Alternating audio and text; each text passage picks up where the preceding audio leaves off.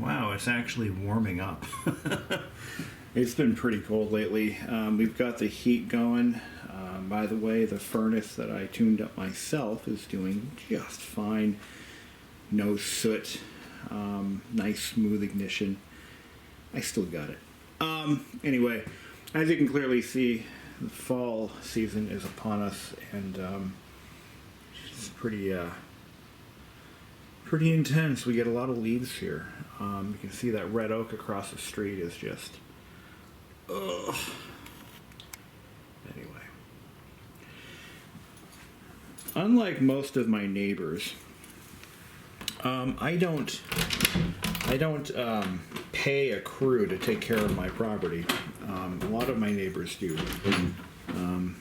Around this time of year, you'll see a lot of landscaping trucks lining the streets, and they all hire the same company, it seems. And I hired them last year to do spring cleanup, and they charged us like, I don't know, a couple $100, and they did a beautiful job. But that adds up real fast. You know, it gets expensive to pay somebody to clean your yard for you. The problem with me is I just don't have time. I'm busy doing all sorts of other stuff, and I don't have time to go out there with a rake and clean it up and bang all the shit. So I bought this machine 2 years ago to do just the light cleanup work in between.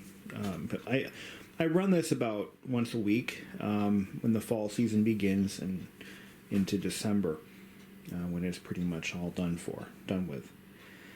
This machine right here is the Troy-Bilt CSV 060, and yes, this is a follow-up product review. Nice how I kind of slid that right in there. But yeah, it's that time of year. My girlfriend is on the couch watching Hallmark movies. Christmas is on the way. Yeah, fall is here. Summer's over. Fall is going to be segueing into winter very soon, which means I'll be getting the snowblower all prepped and ready to go. I've actually gotten it pretty much good to go. I just need to put fuel in the tank and get her done. But anyway, the convertible is put away. So yeah, it's that time of year. This car is now pickled. That being said, by pickling I mean I've cleaned it stem to stern, put full tank of fresh fuel in there with some stabilizer, folded in the mirrors, and in the springtime when I bring it back out again, I'm going to pick up the Novus clear plastic or plastic polishing kit, and I'm going to restore that factory original rear window. Yes, that is the factory top from 1994. Look at how preserved it is.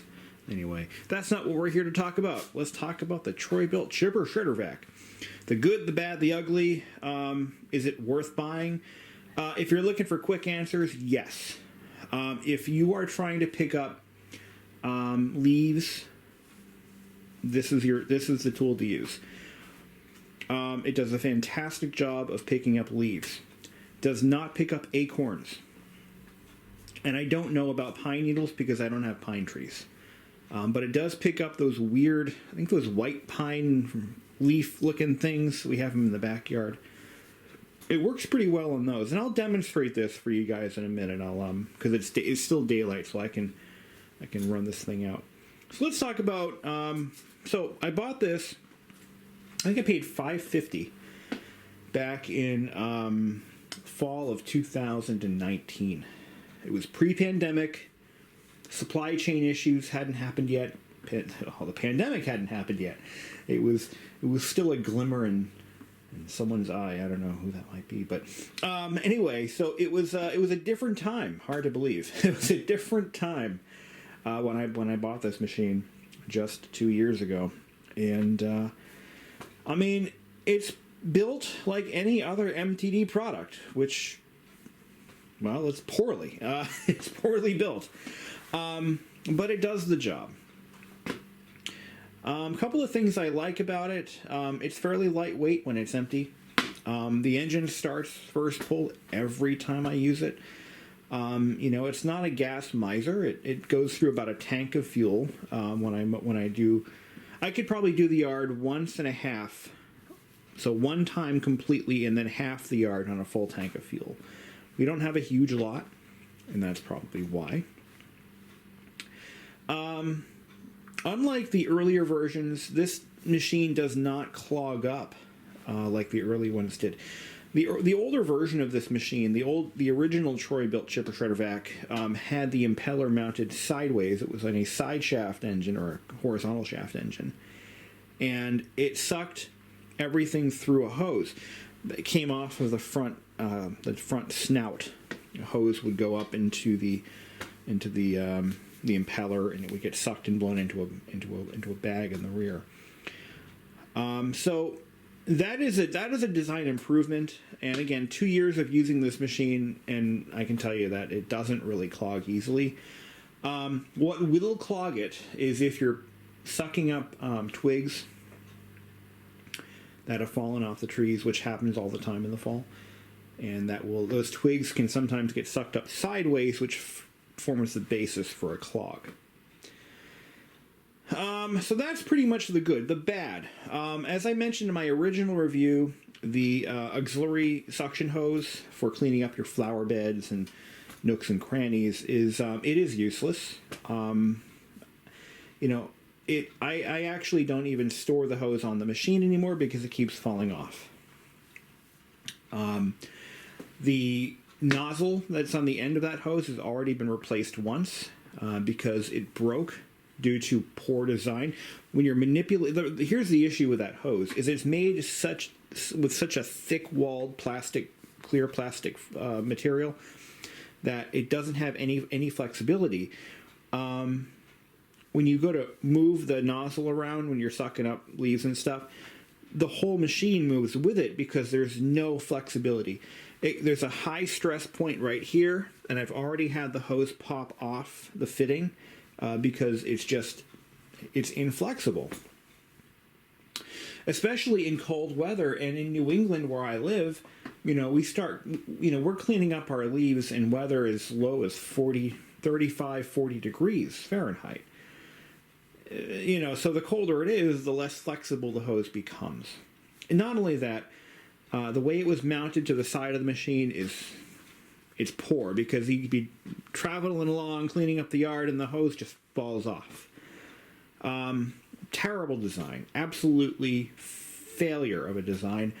I've noticed that in the new CSV 060, they have changed the design a little bit. And I don't know if it's better or worse. I haven't seen the machine in person. I've only seen pictures. So that's kind of the biggest problem I have with this machine is that hose. Now, I've gotten around that by using my leaf blower. I've had that leaf blower for several years, and it does a great job of pushing those leaves and other debris into a more accessible location, which I can then suck up with the front of this machine here. The other issue I have with it is the chipper, this thing right here. Now, it is such a small opening, about 2 inches, maybe, I think about 2 inches. If the trees in your yard grow the same way a kindergartner draws them, this is perfect, because that means that your branches that fall into the ground are going to be like broomsticks. And that's the only time that this thing is useful, is if whatever you're trying to shred is perfectly straight. Otherwise, it's, practically useless, just like the hose. If you want to shred broomsticks, by all means, use this machine. This is the one you want. But it's really, honestly, though, it's just for shredding twigs. Nothing bigger than that. The blade is a wearable item. There's actually a single cutting blade on the impeller, which is under the machine. On my unit in particular, that blade is now pretty much dull. Yeah, it's pretty much, it's gone. I have to take it off and sharpen it. It can be replaced. I think the price is around $75 for the blade, last I checked.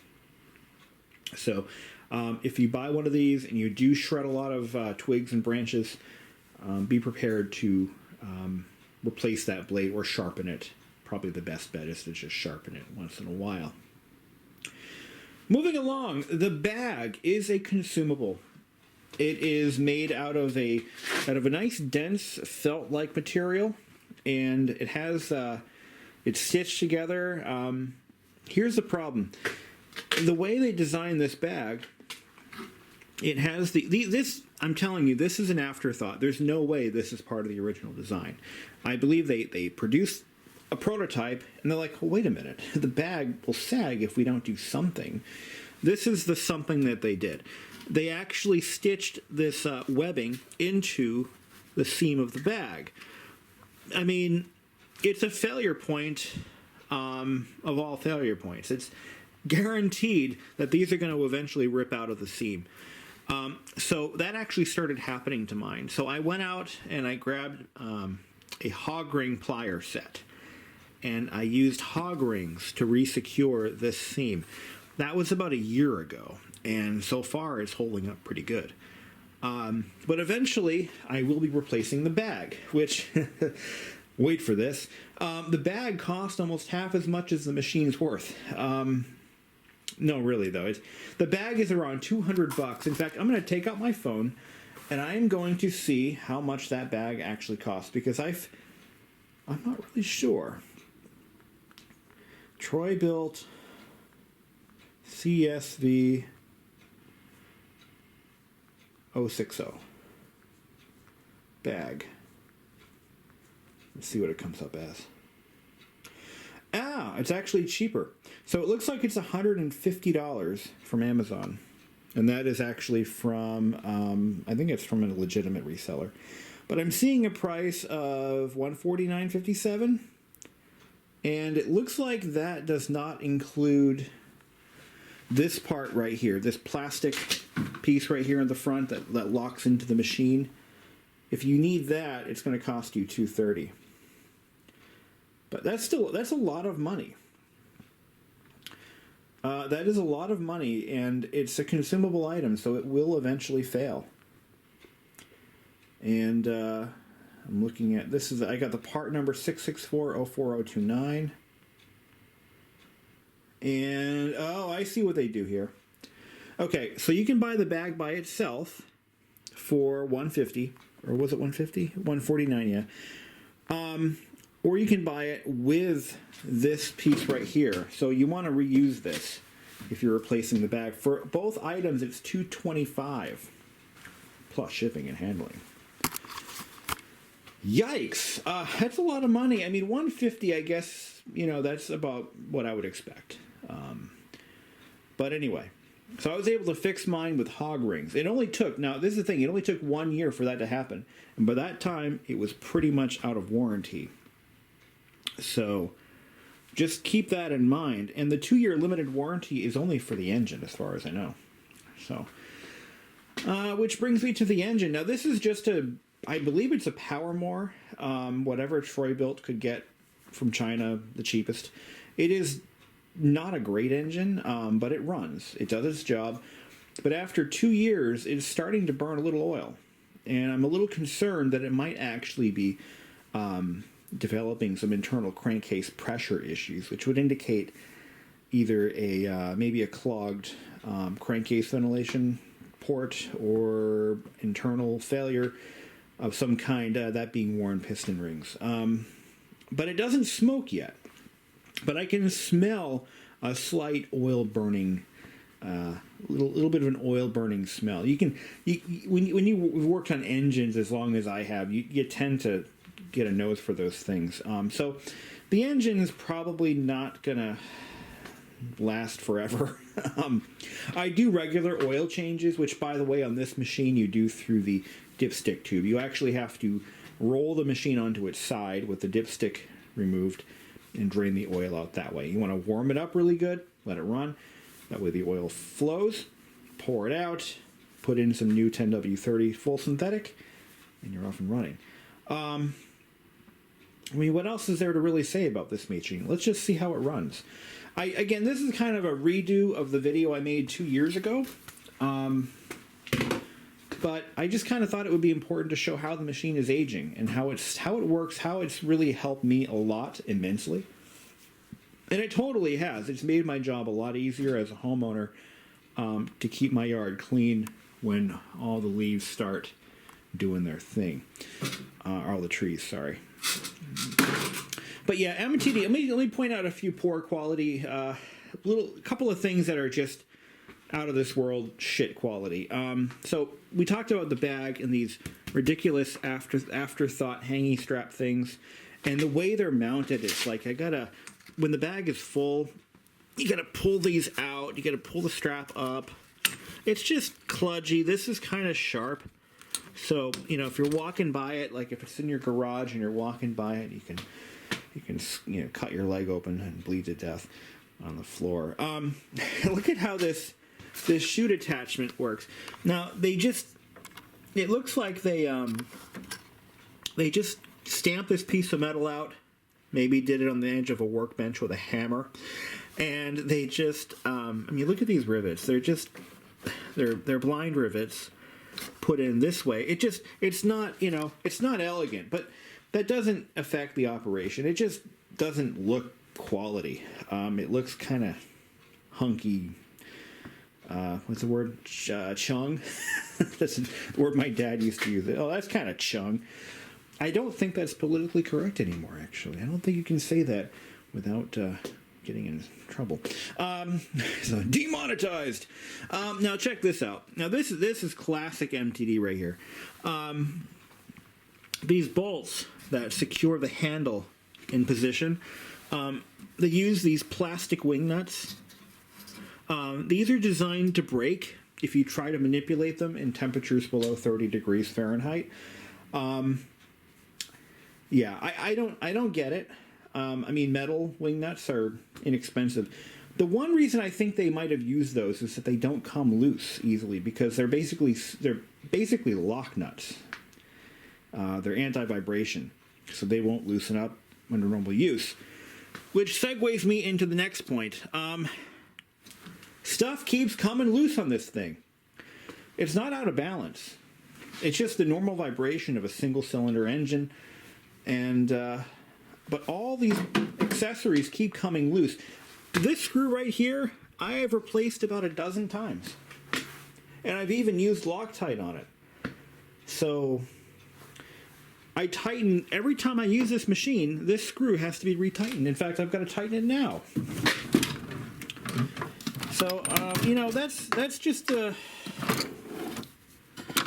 low quality kind of let's just get it out the door mentality that MTD has these days.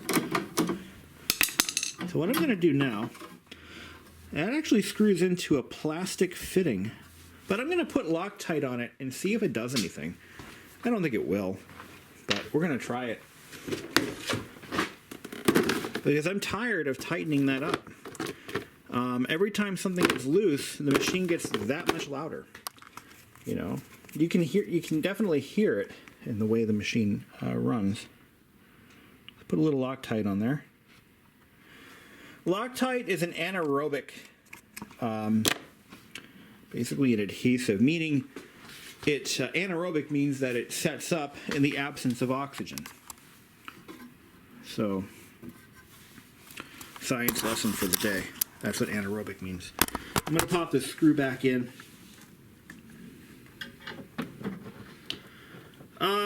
But, there really isn't a lot of competition. The problem is MTD has a monopoly on these because Toro got out of the Chipper Shredder Vac market years ago. And as a result, MTD, who now owns, they own Craftsman, Troy-Bilt, Cub Cadet, who else? They own everybody now. And rather than make 4 different versions of this machine under each different brand name, they make one machine, and they sell it under all the same, all different names. There's a Craftsman version, a Troy-Bilt version, a Cub Cadet version, and I think that's, so there's only 3. So to save production and all those other expenses, they just sell the same machine under 3 brand names. There are 2 variants of this machine. The CSV060 is the non-self-propelled, and the CSV070 is a self-propelled version. I wish I bought the self-propelled version because of this, the topography of our property here, which is kind of rolling.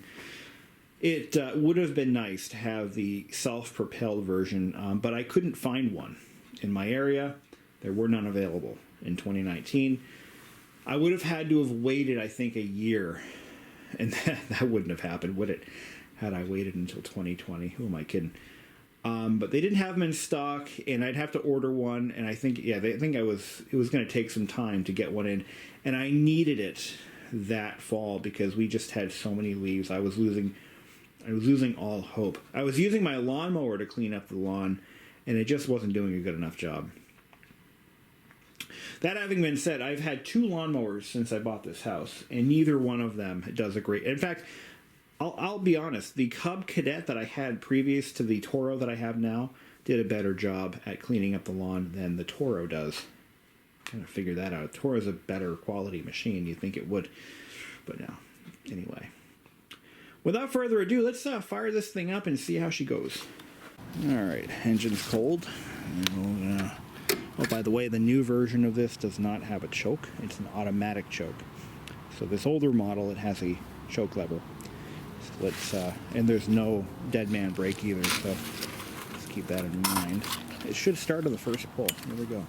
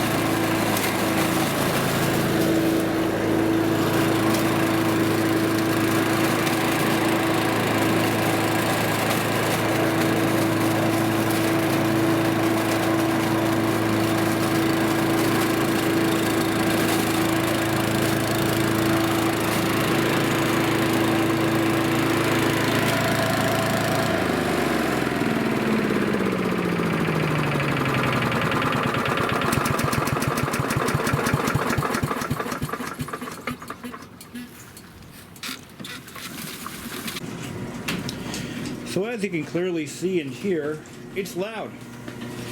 And it does exactly what it's supposed to do. It does pick up leaves, and that's all I need it to do. Like I said, it doesn't do acorns. For that, I bought this this little contraption from my local, I think I bought it from Ace Hardware. This is an acorn picker-upper. It's actually a nut gatherer. And you just roll this where acorns are to be found, and it just picks them up. This is the Weasel Nut Gatherer. Weasel brand. Neat. I'd like to work for a company called Weasel. Where do you work? I work for Weasel. No further questions. Anyway, so that is kind of in a nutshell what this machine is about. It does what it's supposed to do. Just don't plan on using the auxiliary hose. Now, hopefully, MTD is listening to my videos, watching my videos, and maybe they have changed or are considering changing the design of that hose because it's useless in its current form. Engine parts are hard to find. It should not come as a surprise. It is a Chinese engine sold as a Troy-Bilt engine. So even I think you have to make note of the serial number of the machine and then order the parts directly from Troy-Bilt. I have found that the specifically though the air filter, I've actually had to buy the incorrect filters and cut them down to size to fit, and they do seal up pretty good the way I cut them. But that is really the only real issue I have with the engine is, again, the availability of parts, because it looks like the airbox is of a custom design for Troy-Bilt, so, well, MTD. And you will not find that air filter in any store. To make things more complicated, the current version of this machine is still called the CSV060, but it uses a different engine. A different airbox, doesn't have a choke. So when things go wrong with this engine, trying to find parts will probably be a challenge. And I don't know if it's an unusual shaft size or if you can dump a Harbor Freight motor on it. I haven't gotten that far. And when that day comes, I'll probably just buy a whole new machine, because we live in a throwaway society, so, you know, fall in line, I guess, is the message I'm getting. Fall in line or be miserable. It has another function. You can actually set this for, I believe it's front discharge. Yeah. So it's got this, yeah, that's right. So what you do is, there is a way to turn this into a blower, like a sidewalk blower. And I believe what you do, I've never done this because I've never had to, but you pull this handle up and it closes a flap, and let's see, how does that work? I've never done this. Lift vac, so use the hose, lift vac lever and rotate lever forwards. Okay, I'm sorry. So this is what, yeah, this lever is to change the suction from the bottom here to this port right here. And that's if you're using the hose. There is a nozzle attachment that fits on the front of the machine to use the nozzle. No. I'm sorry. It actually goes in the back to use it as a, yeah. The nozzles, it's right here. This is what I'm talking about. I've never used this, but this mounts where the bag is, and instead of blowing leaves in, sucking them up on the front and blowing them out the side, it just blows air or something like that. Again, I've never used that attachment, but it's there if I ever decide to. Any other questions? If you have any questions or comments, just drop them down in the comments, and I'll try to address those concerns in my free time. So again, would I buy this machine again? Well, in the absence of adequate competition, yes. If there were something better on the market, I'd pay for it. There is a product called the Billy Goat. The Billy Goat is an industrialized version of this machine. It's made by a different company. I don't think MTD owns them yet. I'll have to look into that. I've only seen one for sale locally once, and I think it was at a Lowe's. But the Billy Goat is kind of like, if you have a larger property, or if you just have a lot more stuff to pick up, or you're a small institution, you can buy the Billy Goat, which has a much larger capacity bag and is better built. It's also better, it's more expensive by a lot. I think it's twice the price of one of these. It's also twice the machine. So if you're looking for something better, you can buy the Billy Goat, but that's really it. There's really not a lot of these machines on the market under various different makes and stuff. So you've got the MTD version, or you've got the Billy Goat, which is, again, more money, but more effective, more suction, bigger bag, probably a better motor.